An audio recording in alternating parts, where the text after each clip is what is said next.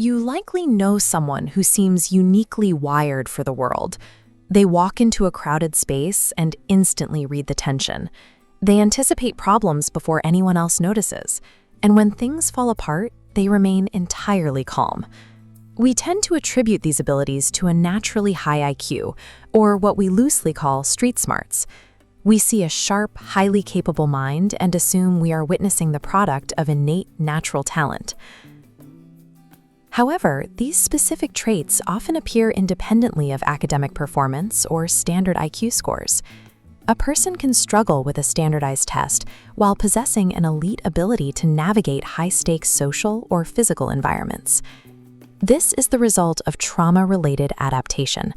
When a person is subjected to chronic stress or prolonged adversity, the experience physically forces the brain to rewire itself to navigate a hostile environment.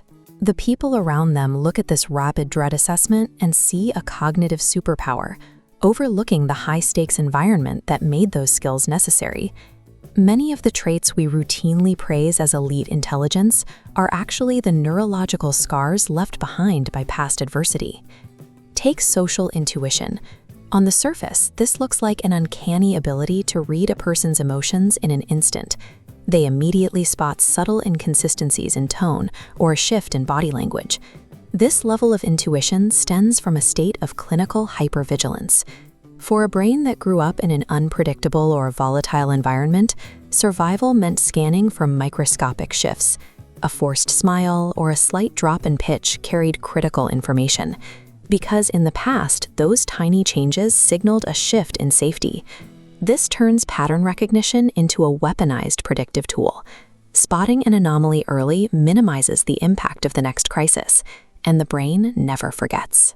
It permanently catalogs every irregularity as a fresh data point, ensuring it won't be caught off guard twice. These social skills are born from a deeply ingrained necessity to predict chaos, functioning more like a radar system than a desire for connection. This brings us to a second paradox: the master strategist. This is the individual who is always 3 steps ahead, operating with focused composure when everyone else is in a panic. Internally, that strategist is trapped in an exhausting, continuous forecasting loop.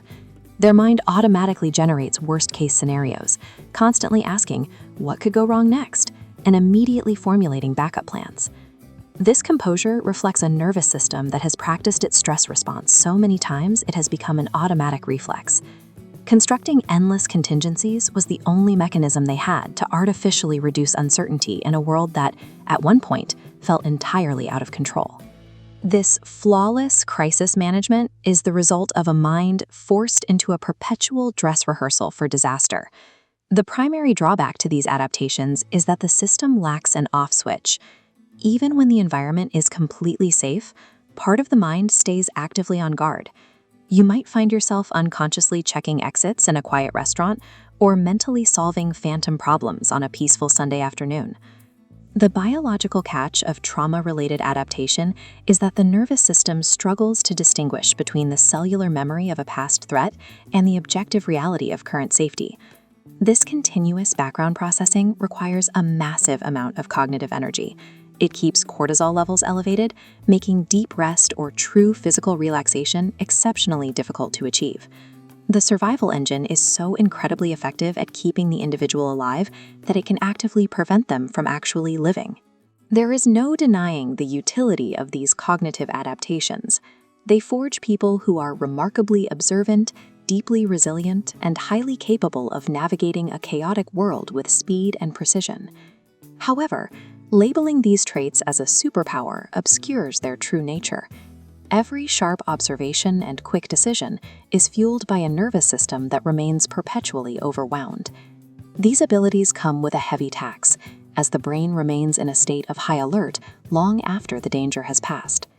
Recognizing these hidden adaptations is the first step towards self-understanding and ultimately breaking the cycle of exhaustion.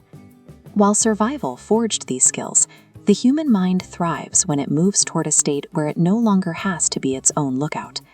It is the transition from staying alive to finally being safe.